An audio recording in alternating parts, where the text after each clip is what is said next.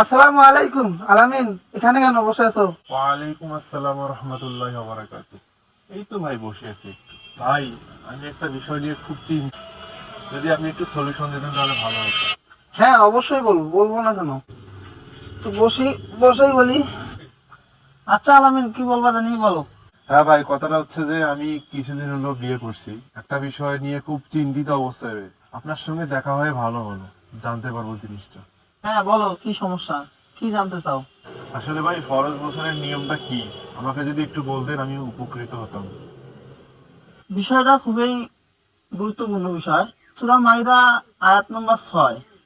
এই সূরাতে আয়াত নম্বর 6 বলা হয়েছে যে যদি তোমরা অপবিত্র হও তাহলে তোমরা পবিত্র হয়ে নাও। ফরজ গোসলের নিয়মটা হচ্ছে আমরা উযু যেভাবে করি, অর্থাৎ প্রথমে আমরা নামাজের জন্য যেভাবে রেডি হই, উযু করি, হাতের কনুই ধৌত করতে হবে।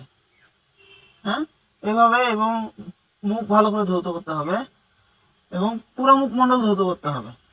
তারপরে হাতের কবজি পর্যন্ত ধৌত করতে হবে, এবং মাথা মাসে করতে হবে। আমরা যখন উযুতে ঢুকবো, ঢুকেই এই কাজটি আমরা করে নেব সম্পূর্ণ। হ্যাঁ, এরপর আমরা সম্পূর্ণ শরীরে পানি দেব ভালোভাবে, যেন কোনো জায়গাতে পানি না পৌঁছায় এমনটা না হয়।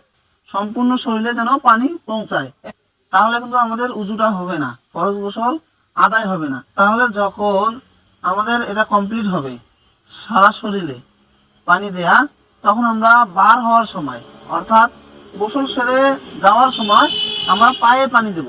পানি দিয়ে গোসল শেষ করব, তাহলে আমাদের ফরজ গোসল ইনশাআল্লাহ আদায় হয়ে যাবে। আপনাকে অসংখ্য অসংখ্য ধন্যবাদ ভাই, অনেক উপকৃত হলাম বিষয়টা জানার পর। ঠিক আছে ভাই, ধন্যবাদ তোমাকেও এরকম একটা গুরুত্ব বিষয় জানার জন্য। চলো এখন আমরা উঠি এখান থেকে।